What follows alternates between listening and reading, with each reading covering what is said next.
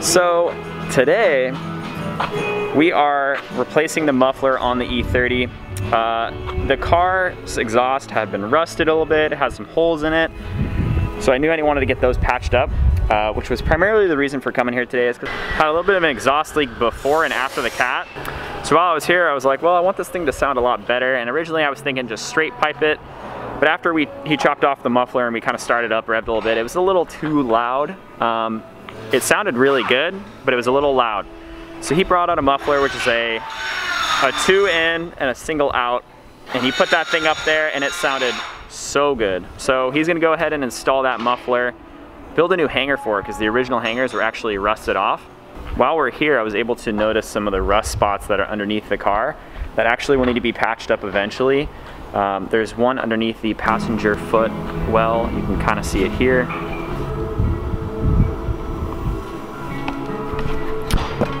So there's that spot, and then there's one along the fender area that will also need to be addressed and repaired.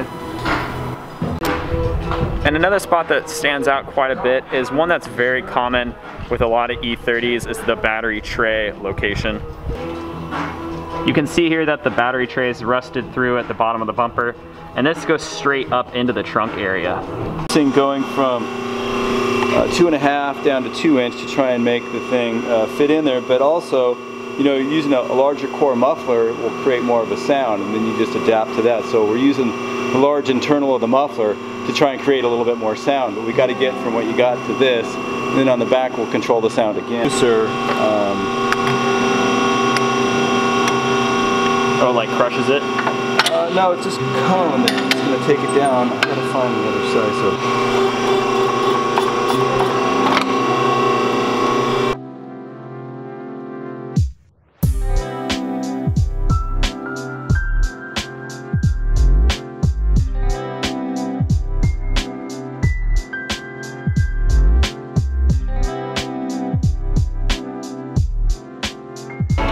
How fat this old one was.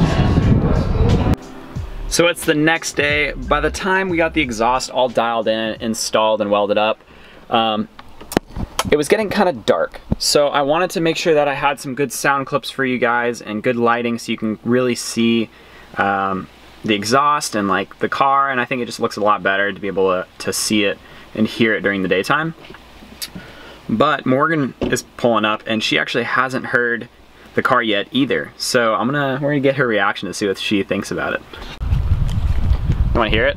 Yeah. Go back, go stand behind it.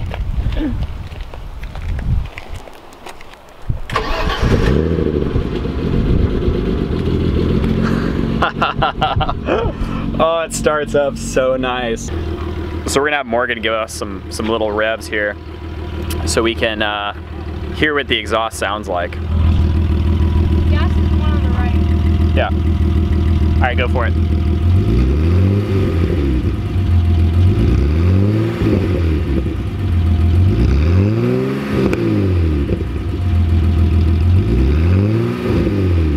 Go a little higher. Higher.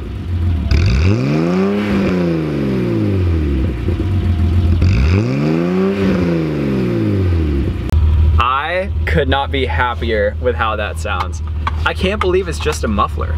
So what's nice about it is, since the pipe itself coming out of the muffler is a little bit longer, there's very little sound in the cabin. You can hear the exhaust. Whoops.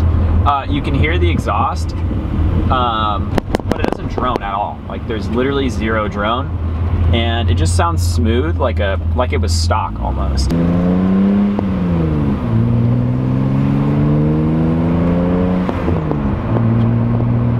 See, it's just like super clean, not obnoxious at all.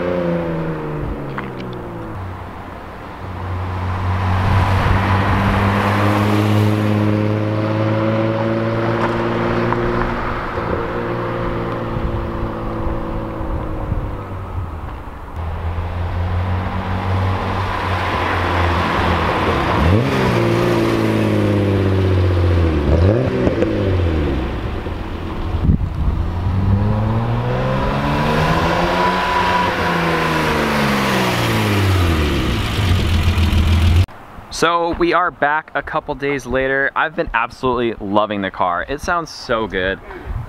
What's nice about it, after driving it for the past couple days, I've really noticed kind of the sweet spots for this exhaust setup. Around town, kind of cruising stoplights and whatnot, between like normal idle up to like 3,500, it sounds great. It creates a good note, and it's not super loud, but it has a lot of emotion to the exhaust. It pops, it like crackles a little bit, and it's got a good like exhaust note to it. And then once you start to really open it up, it kind of smoothens out. It doesn't really get any louder, which is nice. So it doesn't draw a lot of attention, and it sounds really good. But I want to show you guys sort of the setup as you saw maybe in the beginning of this video, kind of what he did, and to go over for you guys if you want your car to sound like this. Underneath the car, originally the exhaust had some issues. It was leaking pre-cat, and it was leaking right here by this bracket. That's because this car had seen salt, so some of those spots were kind of developing rust and were eating through the stock exhaust. So he welded those closed and fixed all those spots. He made these two little adapters here to expand the 2-inch stock exhaust up to a 3-inch. So, and then he also put a new bracket in because this bracket was all rusted and it was not usable anymore. So he put a bracket here, welded those, and then this is going to be a 409, I believe, muffler, which wasn't super expensive, and I think it creates a really good exhaust note. And he also put another bracket right here just to make sure that this was nice and secure. Now this is a 2 to a single Y 3-inch exhaust, and it's pretty straight through. It's got some nice flow to it. And then he also added a piece of 3-inch metal, and then did like a 45 cut here on the side. And then we kept it kind of like a little side angle coming out of the exhaust, kind of like that previous exhaust was. I think it creates a nice little look from the back of the car rather than having it like straight. And having it like this also gives me the option to bolt on sort of like a Laguna pipe and have it curve out to the side if I ever want to kind of take this car to the track and I'm worried about. Now the muffler itself was roughly $80 to $100, depending on where you get it. I think online it's a little bit cheaper.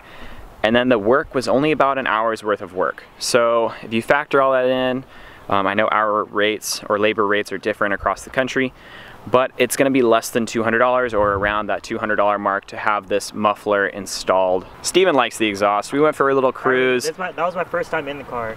What do you think? I like it. I like it a lot. It sounds good, right? Sounds like good. It's not too loud? No, it sounds perfect.